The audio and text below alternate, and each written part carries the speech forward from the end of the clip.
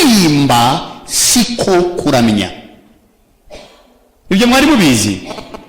Kuririmba siko kuramya, ahubwo abantu bakoresha kuririmba ni kimwe mu bintu abantu bakoresha baramya Imana.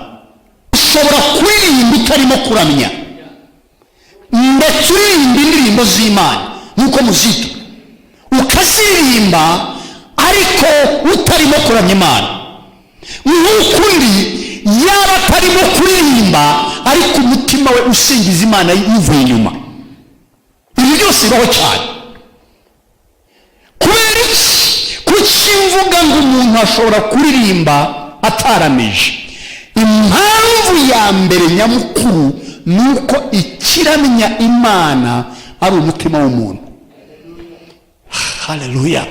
Haramya umutima, akanwa karaherekeza, gitari ziraherekeza, ingoma ziraherekeza, base ziraherekeza, zaboneka zitaboneka, haramya umutima. Akanwa gakora amategeko. Ntimwabisomye se? Mutima wanjye ngiri himbaza aramya. Haramya umutima, hashima umutima. Iyo umutima utari mu kintu, iyo umutima utari no kuramya, niyo mwaba mucuranga ingoma zose zishoboka, munacuranga neza, muba murimo kuririmba nk'uko abahanzi bose bo ku isi baririmba.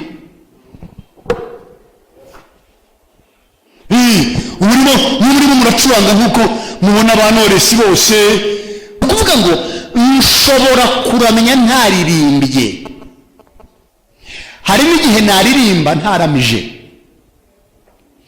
Murimo kunyumva? Umutima w'umuntu utagiye imbere y'Imana ngo uzamuke, upenetre, urengere plafo, urengere aha ku isi mubona umubiri, ariko umutima uri imbere y'Imana utanga amashimwe, wajyanye ibitambo byoswa, wajyanye umubano uhumura neza.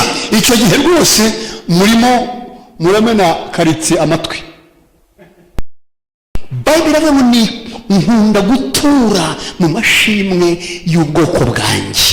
Iyo umutima w'umuntu wazamutse uw'Imana uramanuka. Perezida kaza. Oya mukomere Imana amashyi cyane. Praise God. Haleluya.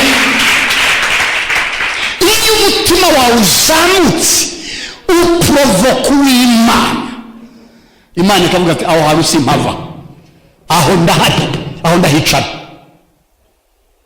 aho ngaho aho simpava. Bwana asifiwe.